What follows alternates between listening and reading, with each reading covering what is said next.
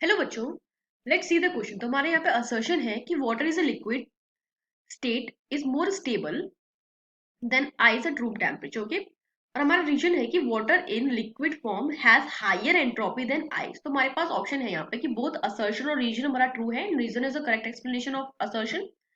Option B है हमारा assertion and reason are true but reason is not a correct explanation of assertion. Option C है हमारा कि assertion is true but reason is false. Option D है हमारा assertion is false but reason is true. और option E है हमारा both assertion and reason are false.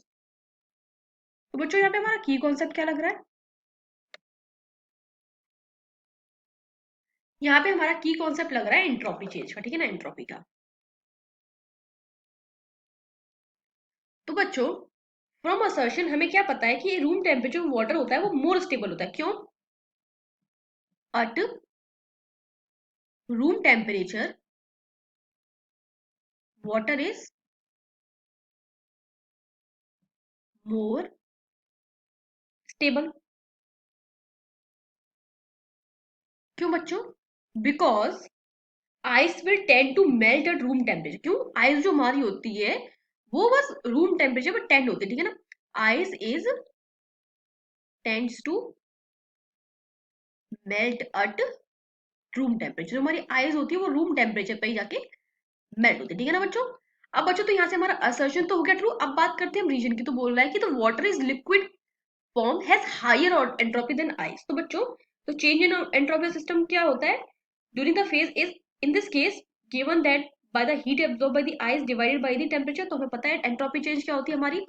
Entropy change होती है हमारी डेल एस। वो क्या होती है? वो होती है क्यू अपॉन टी, ठीक है ना। तो क्यू का हमारा क्या है? एम एल अपॉन टी, ठीक है ना। तो जो पॉजिटिव होती है ये शो करती है कि जो entropy of amount of ice है वो 0 डिग्री है। तो 0 डिग्री हमारी लेस देन है than the entropy of the same of water at 0 degree. तो बच्चों यहाँ से हमें क्या पता चला? यहाँ से हमें क्या पता चला?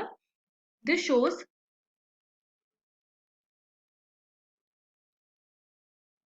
That the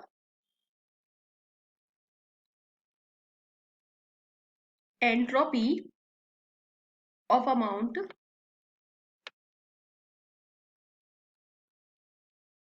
of ice at 0 degree Celsius is less than the entropy of ice, less than the entropy of same amount of water, than the entropy of same amount of water। क्योंकि बच्चों हमारा जो ice होता है ना उसका वो जो लीटर होता है वो कम होता है, ठीक है ना। आइस जो होती है हमारी कम हो जाती है क्योंकि वो सुखड़ जाती है, ठीक है ना। और वाटर हमारा वही के भी फैल जाता है, ठीक है ना।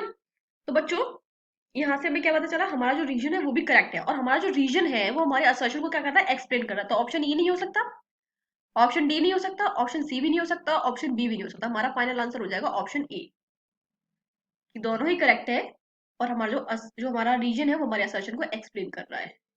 I hope you understand it. Thank you बच्चों।